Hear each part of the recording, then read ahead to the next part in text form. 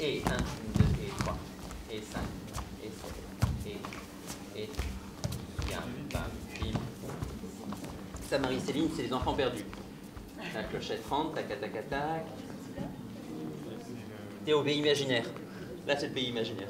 1, titayam, tayam, titayam, et hop, hop. Bonjour. Tu représentes, tu incarnes, on va dire, on peut dire ça comme ça, et tu incarnes le rôle de Peter Pan. Donc tu es la vedette, on va dire, de ce ballet. Qu'est-ce que tu éprouves? Beaucoup de plaisir, parce que c'est vrai qu'on a déjà eu la chance de le faire la semaine passée sur Marseille, de faire la création sur Marseille la semaine passée, et on voit que la réception auprès du jeune public et du public aussi adulte, parce qu'on a fait 2 scolaires et une tout public, l'accueil est très enrichissant parce qu'on voit les enfants qui réagissent à certains moments, qui en viennent à faire certaines mimiques avec nous, et les adultes qui se prennent à rêver avec nous aussi, donc c'est vraiment très enrichissant et un rôle très très très agréable à incarner justement. Est-ce que le fait de danser avec, je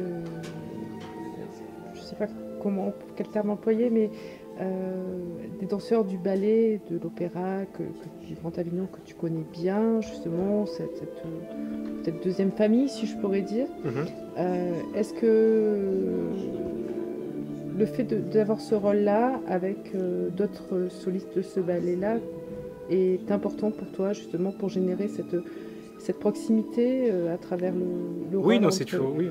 entre Clochette, Wendy et Peter Pan?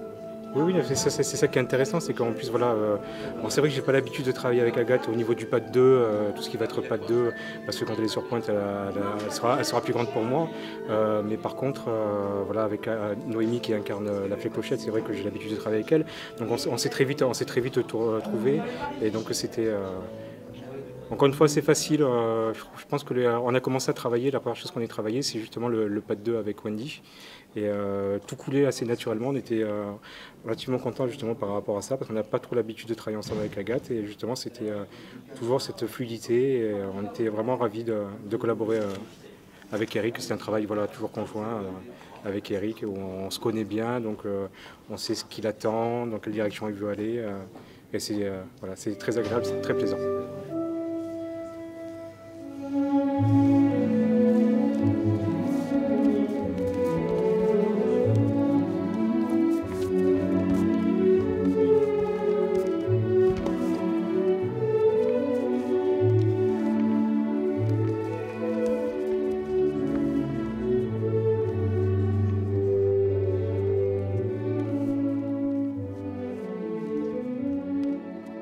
Qu'est-ce que ça représente pour toi, Peter Pan? Alors Peter Pan, c'est ce petit garçon qui refuse de grandir, c'est un peu le complexe d'Oedipien, hein, dans toute sa splendeur, qui, malgré son envie de pas vouloir grandir, est en quête d'une mère finalement, parce que c'est pour ça qu'il va chercher Wendy. Donc c'est ce petit garçon qui a cet antagonisme des sentiments entre son envie de ne pas grandir, mais malgré tout ce besoin d'avoir une figure maternelle, et qui va rechercher auprès de Wendy. Et justement, j'ai lu le livre original, qui est beaucoup plus cynique que l'image qu'on peut avoir de Peter Pan de la version de Disney.